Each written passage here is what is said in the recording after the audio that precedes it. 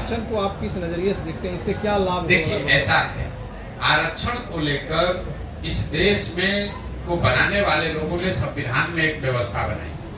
उन्होंने ये अध्ययन करके अपनी सामाजिक राजनीतिक समझ के आधार पर ये तय किया कि समाज के वो वर्ग जो सदियों से शिक्षा या सामाजिक कारणों से पीछे रह गए, उनको प्रोएक्टिवली मदद करके आगे बढ़ाया जाए। उसमें एक समय सीमा भी तय की गई कि कितने वर्ष तक ये आरक्षण रहेगा, लेकिन उसमें ये भी तय किया गया कि ये मानकर ये किया गया कि उतने दिन में वो जो समाज के पिछड़े वर्ग है वो सामान्य वर्ग के बराबर हो जाएंगे। तो आरक्षण बना रहना चाहिए, बिल्कुल इसके पक्ष में है। तब तक बना रहना चाहिए जब तक वो वर्ग जो जिनको वंचित या पिछड़ा माना जा रहा है वो सामान्य वर्गों के बराबर न हो जाए, शैक्षणिक, सामाजिक और आर्थिक नजरिए से। तीसरा, आपने कहा कि जो आरक्षण बढ़ाया घटाया, ये तो लालू, नीतीश जैसे जो नेता हैं आरक्षण का विशुद्ध प्रयोग अपने राजनीतिक हित के लिए करते हैं। मैं आपको एक आंकड़ा दे देता हूं। बिहार में टोटल लोग जो सरकारी नौकरी में हैं, चपरासी से लेकर मुख्य सचिव तक, कॉन्ट्रेक्चुअल एम्प्लॉय भी अगर जोड़ दीजिएगा तो टोटल 1.57% लोग ही सरकारी नौकरियों में हैं।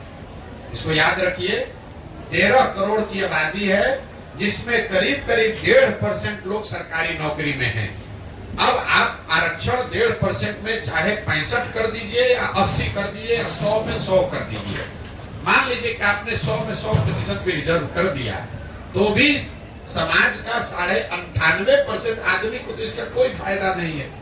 यही वजह है कि आप देख रहे हैं कि सरकारी नौकरियों में आरक्षण के प्रावधान के बावजूद जो अभी जातीय जनगणना हुआ उसमें क्या निकल के आया कि जो जातियां, जो समाज आज से 30 साल पहले सबसे पीछे थे, आज भी वो वही के वही खड़े हैं।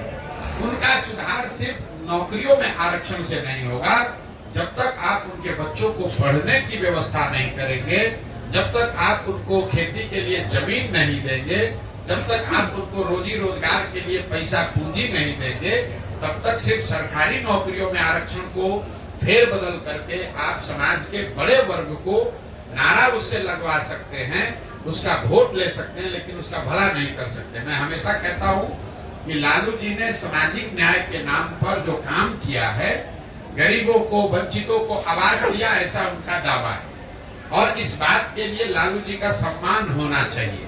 मैं रोज मन से कहता हूं कि लालू जी का इस बात के लिए सम्मान होना चाहिए कि लालू जी के प्रयास से समाज के कई समाज वर्गों को आवाज मिली, सम्मान मिला, हिम्मत मिला, बल मिला। लेकिन लालू जी ने जिन वर्गों को बल दिया, आवाज दिया, उन वर्गों के बच्चों के शिक्षा की व्यवस्था नहीं की, उन वर्गों के लोगों को उन्होंने जमीन नहीं दिया, उन वर्गों के लोग बिजनेस व्यापार कर सके इसके लिए पैसा पूंजी नहीं दिया। ये क्यों नहीं किया?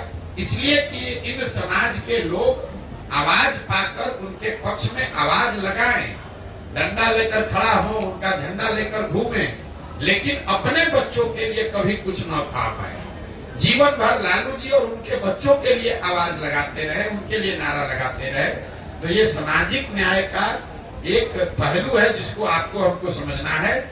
जहां सामाजिक न्याय में सामाजिक स्वतंत्रता और जो बोल बताते हैं कि हमने आपको आवाज दे दिया, उस बात को काटने की जरूरत नहीं है।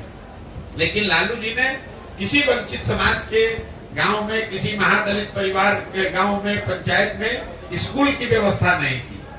इस पूरे राज्य में लालू जी ने कभी भूमि सुधार की चर्चा नहीं की। इस पूरे राज्य में लालू जी ने कभी कोई ऐसी व्यवस्था नहीं की कि बैंकों से इन गरीब वंचित समाज के लोगों को सस्ते दर पर ऋण मिले ताकि वो रोजी रोजगार कर सके। इसके दो ही वजह हो सकते हैं, या तो लालू जी की इसकी समझ नहीं थी, या फिर लालू जी की राजनीतिक चातुर्यता इतनी है कि इन समाज को आवाज तो दो, लेकिन इनको पढ़ाई मत दो, इनको शिक्षा मत, इनको जमीन मत दो, इनको रोजगार मत दो, ताकि ये जीवन भर भीड़ बनकर मेरा और मेरे बच्चों का झंडा लेकर घूमते रहे, हम राजा बने रहे और ये सब हमारा जय जयकार करने वाली जनता बनी रहे।